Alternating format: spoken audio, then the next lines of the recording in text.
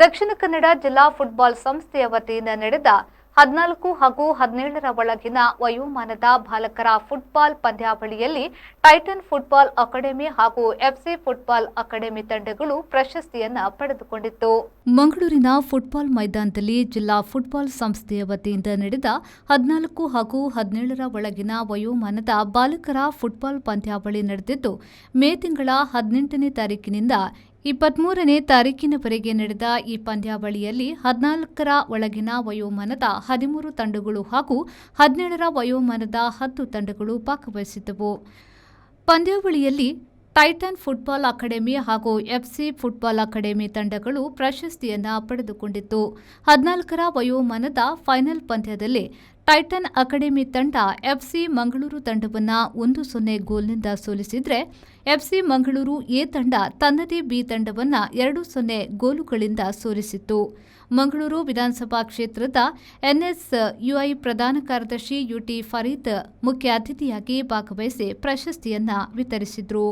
ದಕ್ಷಿಣ ಕನ್ನಡ ಜಿಲ್ಲಾ ಫುಟ್ಬಾಲ್ ಸಂಸ್ಥೆಯ ಅಧ್ಯಕ್ಷರಾದ ಡಿಎಂ ಅಸ್ಲಂ, ಪ್ರಧಾನ ಕಾರ್ಯದರ್ಶಿ ಹುಸೇನ್ ಪೋಳರ್, ಖಜಾಂಚಿ ಫಿರೋಜ್ ಉಳ್ಳಾಲ, ಎಫ್ಸಿ ಮಂಗಳೂರು ತಂಡದ ಪ್ರಧಾನ ಕೋಚ್ ಶೈಲೇಶ್, ಮಂಗಳೂರು ಯುನೈಟೆಡ್ ತಂಡದ ತಸ್ವರ್, ಕುಡ್ಲ ಅಕಾಡೆಮಿಯ ಭವಿಷ್ ಮೊದಲಾದವರು ಉಪಸ್ಥಿತರಿದ್ದರು. This is the first 11-a-side turf, so we have to appreciate all of them for getting this turf and giving all of you all an opportunity to play. And football is not just about team sport, it's more about sportsmanship, discipline and improves bonding between all of us also. I like to congratulate the winners and the runners also. Runners can try harder next time because losing is also a part of the game. I'm sure definitely next time you all will win and don't lose hope on that. ಈ ಒಂದು event ನಾವು ಮಾಡಲಿಕ್ಕೆ ಕಾರಣ camp ಬಾಯ್ಸ್ಗೆ ಅಂತ, ಎಲ್ಲಿ camp ಆಗ್ತದೆ ಅವರಿಗಾಗಿ ನಾವು ಈಗ ಮಾಡಿದೆವು.